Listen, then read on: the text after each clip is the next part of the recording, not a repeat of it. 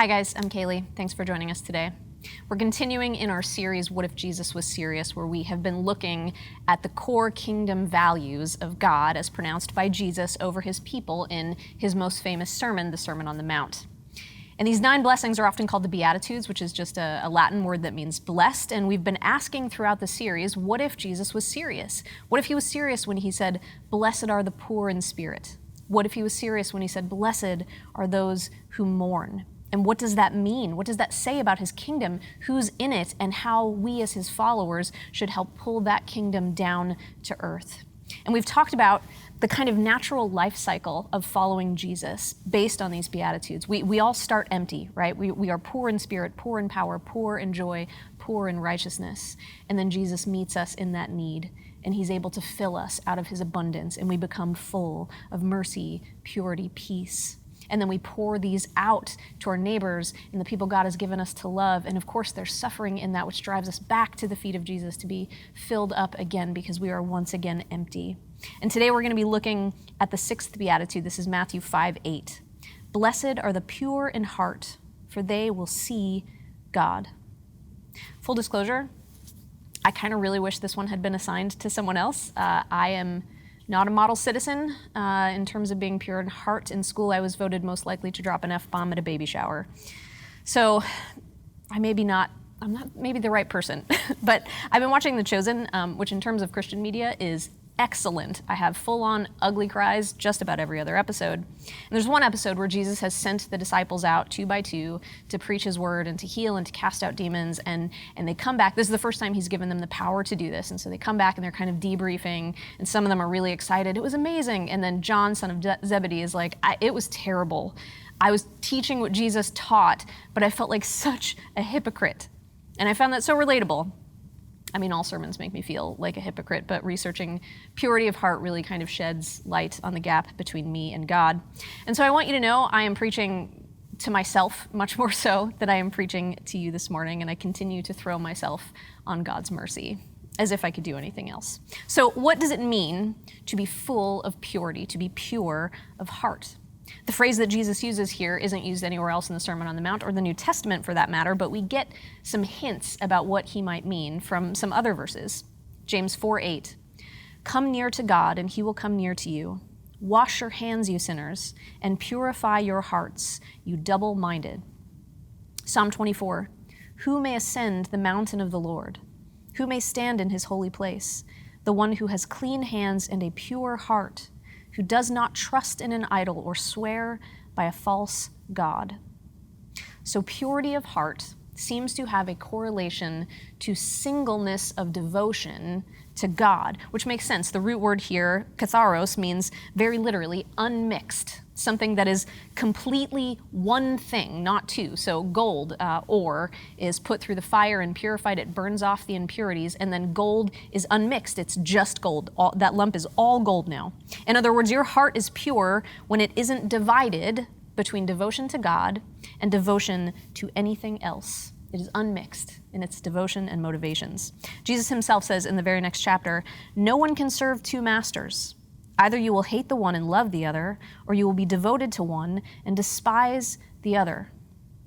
A pure heart doesn't give half its loyalty to one thing and then the other half to another. It is wholehearted in its devotion to God. So what competes for the loyalty of your heart? I want you to think about this, really, because we all have something, right? From the moment we are born, we have divided loyalties. When my daughter Ember was 18 months, I caught her practicing crying in front of our bedroom mirror. So she toddled up to it, happy as a clam, looked at her face, and then just started contorting it. She was practicing. She didn't know a noun from a verb, but already she had figured out how to manipulate her parents. Say what you will about the doctrine of original sin. Some people agree, some don't, but it really begins to make a lot of sense when you are staring down the barrel of a toddler. Everyone has something. We all have certain sins that we gravitate toward. We're not all aware of it, but everyone does have something that competes for the top spot, our highest priority over God's kingdom values that he says here. The blessing to be pure in heart is often interpreted as a warning against lust. So we think of purity being the opposite of lust, and it certainly can be that. The longings for excessive pleasure can be very, very intrusive to our thoughts. They can rip our heart in half if we let it, right? Even if we don't let it. I mean, there are people far more faithful than you and me for whom lust has become something that's divided their heart. Think about King David, right? He was God's anointed king of Israel, and he followed God's call even when it led him into great danger. And Saul, who he was supposed to replace, King Saul, was chasing him around, trying to murder him over and over again. But David was so faithful to God that even when he came upon Saul sleeping in a cave, he refused to kill him in cold blood. He was that faithful. The Bible calls David a man after God's own heart. But even King David, the man after God's own heart, succumbs to the sin of lust. He sees a woman bathing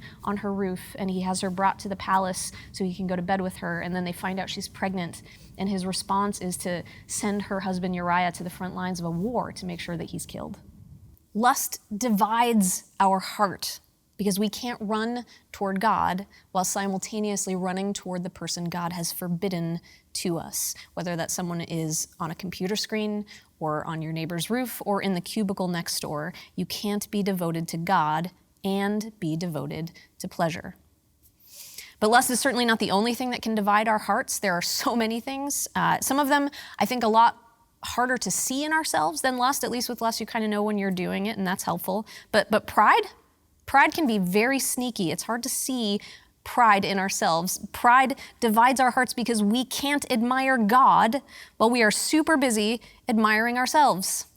We like to pick on the Pharisees, right? The religious teachers in the time of Jesus. They were the rabbis, and they certainly deserve to be picked on at times. But they also really loved God's law. They loved it. They memorized it, practiced it, taught it to others. Their problem wasn't a love for God's law, but rather a belief that they had a perfect understanding of that law and what it meant for other people. They thought they'd mastered the law. They thought they had nothing left to learn. And they longed for the arrival of Messiah. They really did. But they expected him to worship the law the same way that they did. And they were ready to die for it. If the governor pressed them to break one of their laws, a Pharisee would fall to their knees and bare their neck. And it was a gesture that meant, I would rather have my throat cut than break even one of the laws of my God. They would die for their law. And by the way, that's why Jesus calls them out. It's not because he hates them. It's because he loves them, and he doesn't want to see them give their lives to something that won't give them life back. So they were brave enough to die for their God, but they weren't humble enough to learn from him. Is that relatable to anybody, church? You know, you'd take a bullet for your wife, but you wouldn't take the kids to school for her. There's courage without humility. Doesn't make for an awesome marriage, and it doesn't make for an awesome walk with God. Courage without humility, that's called hubris, an unwillingness to see where you're wrong or in error, and it causes all the heroes of mythology to die for really stupid reasons. I mean, what are the things that you would bare your neck for? What are the things that you would get a little pharisaical about at times, because we all can be, can't we? I'd rather die than let this go. Would you bare your neck over money that someone owes you? Would you bare your neck over a COVID mask or an insult, or over who you think should and shouldn't be allowed into the church? Would you bare your neck for a political party? Eugene Cho writes, as I see it, we must be flexible in our political leanings, but inflexible with the way that Jesus taught us to live and love.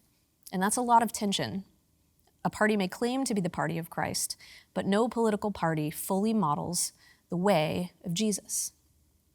Our culture has perpetuated a very divisive lie that our opinions are sacred. They're not. And we've been taught the virtue of standing by our convictions, but we've not been taught the humility to examine our convictions, to test them, or even to limit our convictions to things that matter most to God. We shouldn't have a ton of hills that we're prepared to die on. And pride can be so insidious because when we genuinely believe that we are right, it is so hard to see how we could be wrong. But if you need help, if you need like a litmus test to see if maybe there's some pride that you need to deal with, first of all, it's a numbers game. Guys, just if we're playing the odds, people, we cannot be right as often as we believe we are.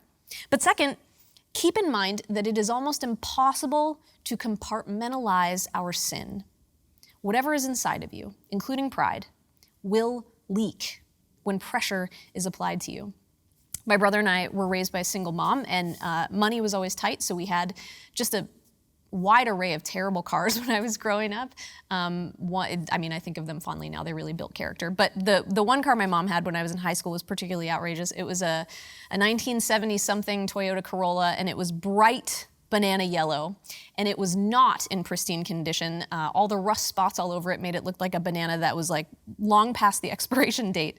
And she would pick us up from school activities in the car, and we'd be like, can you just meet me at the gas station down the road? Like, I really don't mind walking. So at Christmas, she decided to give us this incredible gift of painting the car. But we were broke, so she got the paint at Walmart. We got like just straight up spray paint cans from Walmart, car paint, in charcoal black. And we did a test patch on the roof, and it came out beautiful and glossy and perfect. Rest of the car, not so much. It was a bit patchy, if I'm honest, but it wasn't yellow anymore, and that's what mattered. So my mom kept that car until I was in college, and I ended up going to college at a place where she taught statistics part-time. And the faculty lot was really tight. It was just one strip, and it had these barrier posts behind it to keep you from backing out down a hill. So the faculty would frequently just back into one of the posts as they were on their way out. But when my mom would do it, as soon as she made contact with that pole, it would scratch off a bit of that paint, and this bright banana yellow would show through like a scratch-off lottery ticket where the jackpot is shame. And the students loved it, though. They loved my mom because she would do that, and then she would jump out, look at the car, grab a can of spray paint from her trunk, and then just cover it right up. So whatever is on the inside will show through when you are scraped. Now, you may have all the outward indicators of a holy, noble, faithful follower of God. The Pharisees had that too. But when you are scraped, what is on the inside? Do you have a need to be right? Do you have a need to be respected? Do you get super angry if someone challenges your authority or your intellect? Guys, we cannot be devoted to God and devoted to winning. Pride divides our hearts. We can't admire God while we're super busy admiring ourselves. And just an aside, even if I am right, and God have mercy on me if I ever think that, but even if I really am right, I can be so wrong in the way I'm being right that I become wrong in my rightness. This is something, Matthew 6, 1 through 18 is basically a catalog of things where Jesus tells us what it's like to do something right in a very wrong way. Don't give to the poor in front of people. Don't pray standing in the street where everyone can see you. When you fast, don't contort your face and look all disgruntled like the hypocrites do. Jesus basically says, don't be hangry when you're fasting. Now, all of those are good things, right? All three of them. Giving, prayer, fasting, those are good things, but Jesus says there's a wrong way to do right things. Even believing the right things about God is not purity of heart. That doesn't mean your heart is undivided. Even the demons believe the right things about God. That's orthodoxy. They just don't change their behavior as a result. That is orthopraxis. Their loyalty is elsewhere. What you believe intellectually will not justify you for what you do or fail to do with your hands and feet as a representative of Jesus. Why bare my neck for a right belief if I make myself so very unrighteous in the process? We cannot be devoted to God and devoted to winning.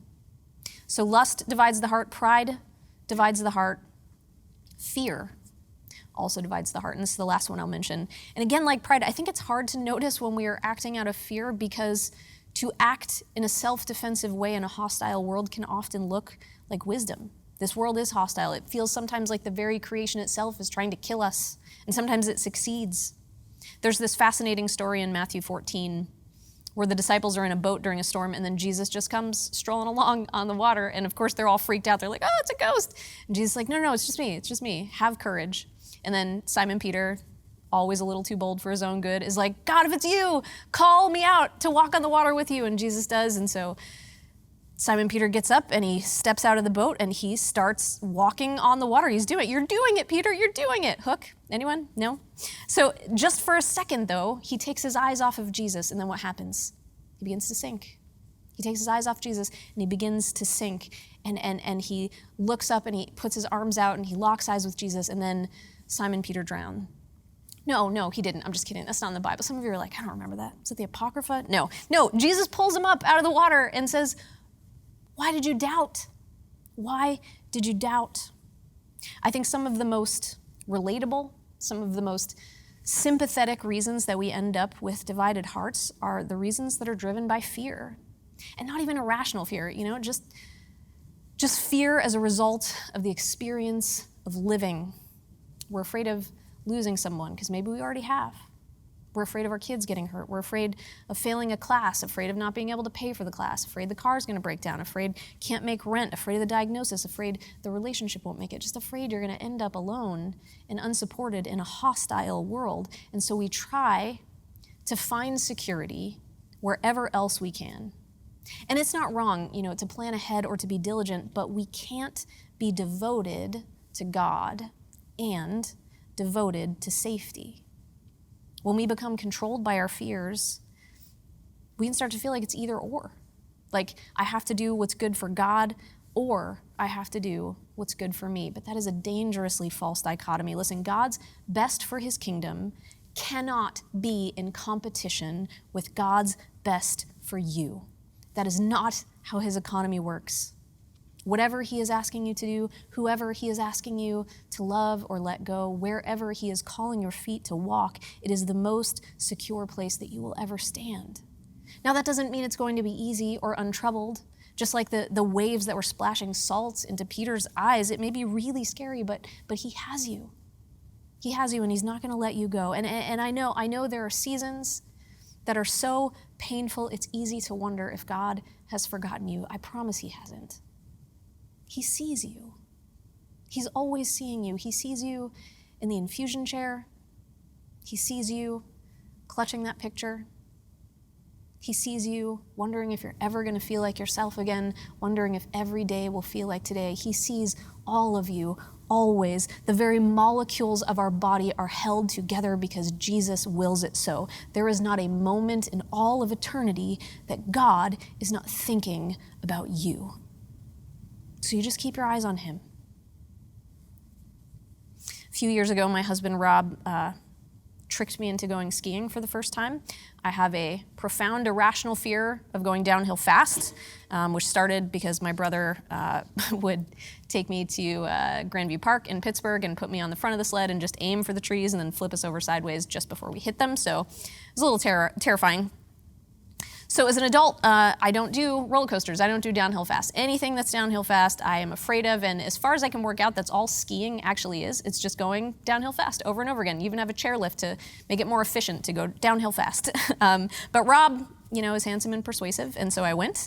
And so I strap skis on my feet for the first time, and I immediately fall over.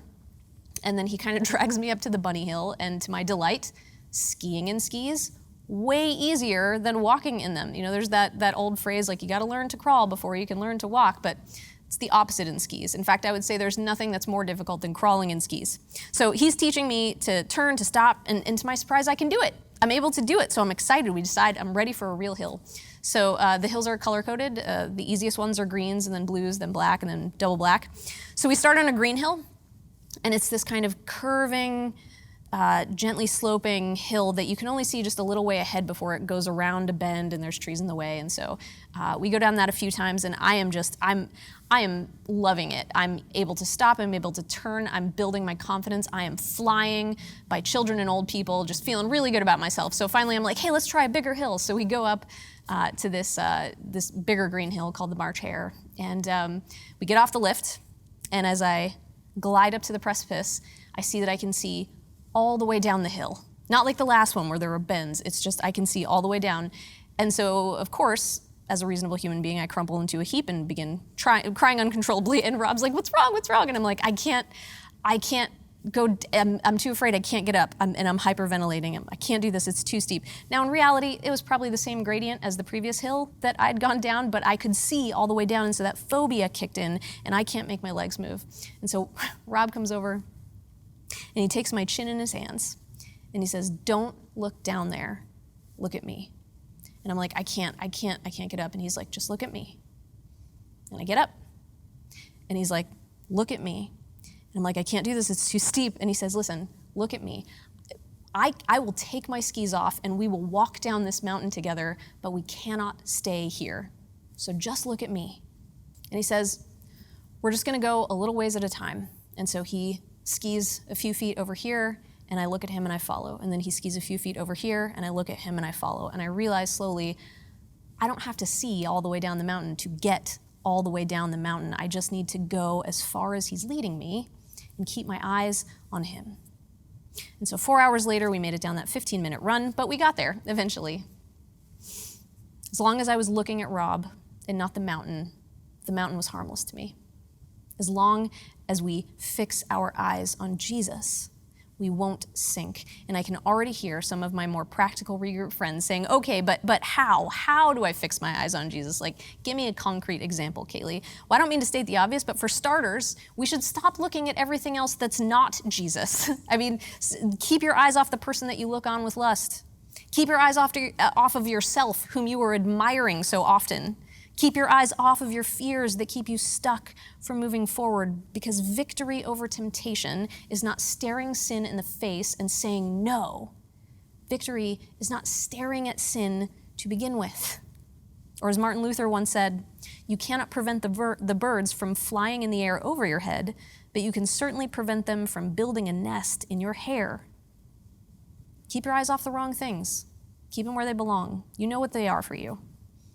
Keep your eyes on the right things. Begin every morning spending time with Jesus, making space for just the two of you. Make time to reflect on purpose in detail what it was about him that drew your eyes away from your lesser loves to begin with, when you first fell in love with him. A few years back, I had a period of time in my life where I just had a cascade of terrible news. One thing after another. Began with my brother's death. And then later that year, I was diagnosed with an autoimmune disorder. And then the next year, I had another diagnosis. And then the next year, we lost a pregnancy. And I wanted to be hopeful, but it was so hard. And after that many rounds of bad news about my body and my family, I feel like something kind of broke inside of me. And I became this incredibly fearful person. I didn't used to be scared all the time. And I suddenly found myself very afraid every single day. And I lost hours to worry and to Googling medical things, which is truly a deep, dark pit of despair. And for a period of time, I started worrying and Googling first thing in the morning. I was never living in today. I was always living in the terrible possibilities of tomorrow, and I couldn't be present or joyful with the people that I loved, and I hated myself for that. And I knew I had to make a change. I knew I had to make a change because whatever I was doing clearly wasn't helping. So I made just one day, I decided on a day, and on that day I started doing this exercise. And so instead of starting my day ruminating on my worries, I started my day every day by opening up my journal and writing out a prayer before the cares of the world crowded in. And that prayer was this: God, let me be present with the work and the people you've given me today instead of my fears for tomorrow. And I can already feel you rolling your eyes at me. And you're like, especially if you struggle with anxiety, because for some of us, it never goes away. And you're like, that's not gonna fix the problem, sweetheart. No, it's not, because it's not a problem we fix.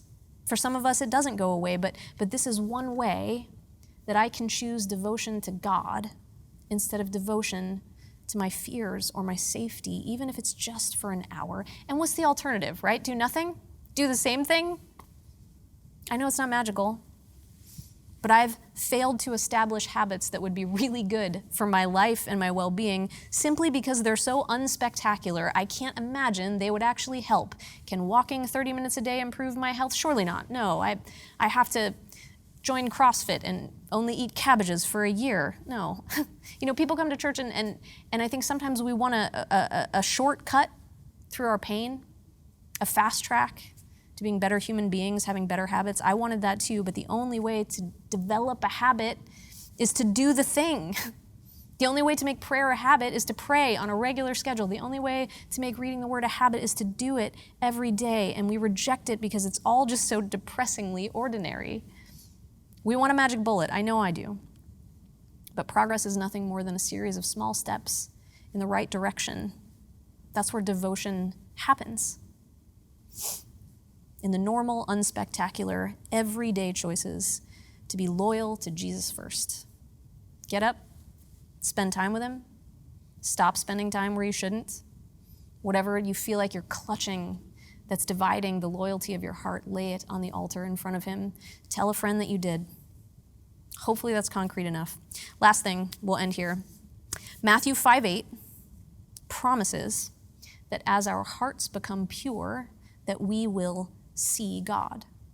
Now, there is an eschatological reality to that, a future promise. Of course, yes, when we die, we will see God face to face. But I think there's also a present tense promise here, that as we become pure and undivided in our hearts, we will see God here and now as our loyalty to him increases. Luther would say that to see God is to have your vision of him corrected. He writes, "For whoever believes in Christ and yet regards God as angry is not seeing God correctly." To see God is to see him for who he really is, exactly as he really is, and what an incredible treasure that would be. To see him as fatherly and patient and loving and gentle and kind and humble and full of mercy, rejoicing over us, and to know that that's true, the truest thing that we could ever know, to know that's what he's really like always, all the time, and in that knowledge, finally rest from all our worries. That's what it means to see God now, until we see him in all eternity. Would you pray with me? Jesus, thank you that you are a God who chose to come for us, who chose to rescue us when we had done nothing to deserve it, and when we had done a lot to not deserve it. Lord, we know that we come to you first only with our need, but you are so gracious, so kind, so loving, so generous that you meet us in those needs. And you do fill us. You do make us more into your image for the sake of others by filling us with mercy and purity and peace so that we can be your hands and feet in the world around us. Lord, help us. Help us to want that. Help us to feel the urgency for the people that we love, the people that you've put in our path, that they would know you, that they would understand that there is hope, that life doesn't have to be hopeless even if life is hard. Help us to become representatives of you. Help us to have pure hearts that are undivided in our devotion to you. Lord, give us eyes to see where we need to lay things on your altar and rest in the knowledge that whatever you're asking us to do is exactly what's best for us, not just your kingdom, because those things must be equal. And we pray these things in the name of your Son, Jesus Christ, in whom we put our hope. Amen.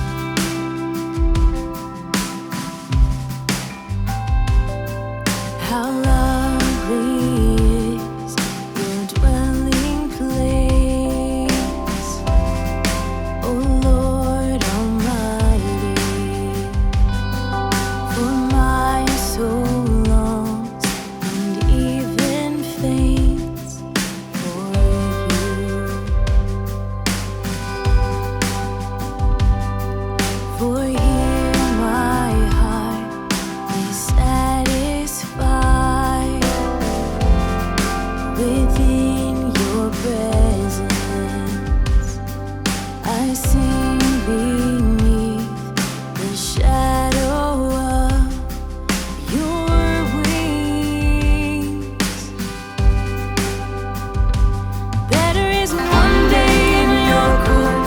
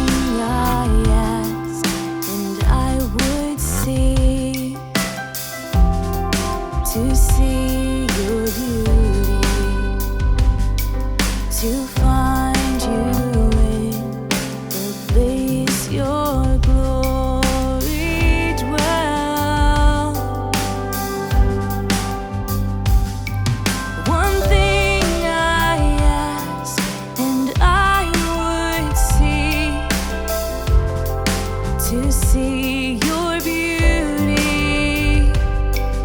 to find you in the place your glory dwells. Better is one day in your courts, better is one day in your house, better is one day in your courts than thousands elsewhere. Better is one day in your courts, better is one day in your house, better is one day in your courts than thousands elsewhere. My heart and flesh cry out for you, the living God. Your spirit's water to my soul.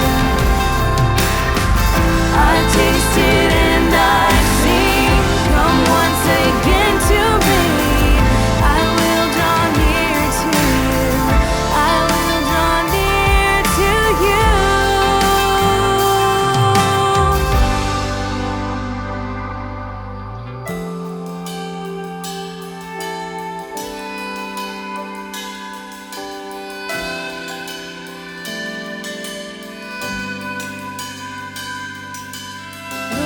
Lord, you are more precious than silver.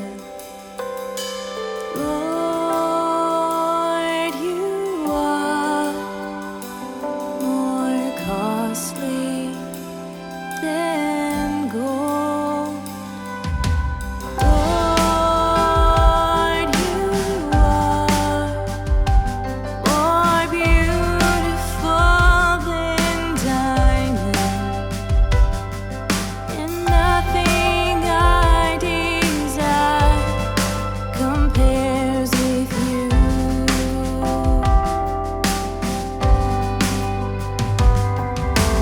One day in your courts, one day in your house, more precious than silver.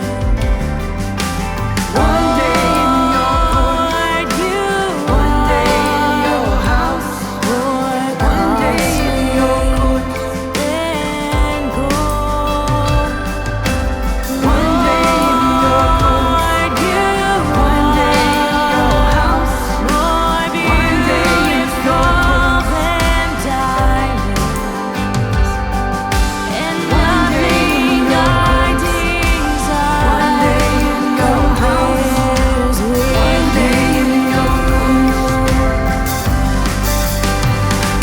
Better is one day in your courts, better is one day in your house, better is one day in your courts than thousands elsewhere.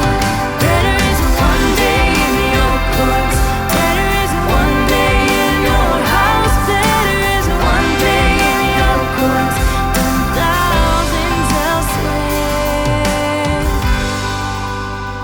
Than thousands elsewhere.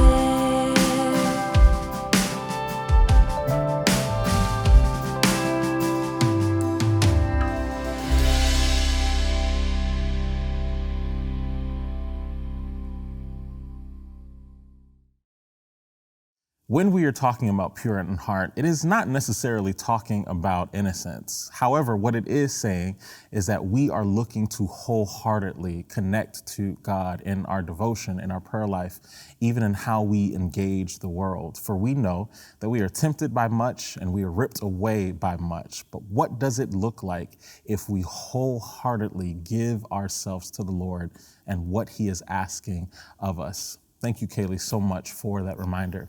And also, thank you all for joining us. If you're looking for a way to lean in or get more connected here at Summit, please make sure that you follow us on all of our social media platforms, and we will see you all next week.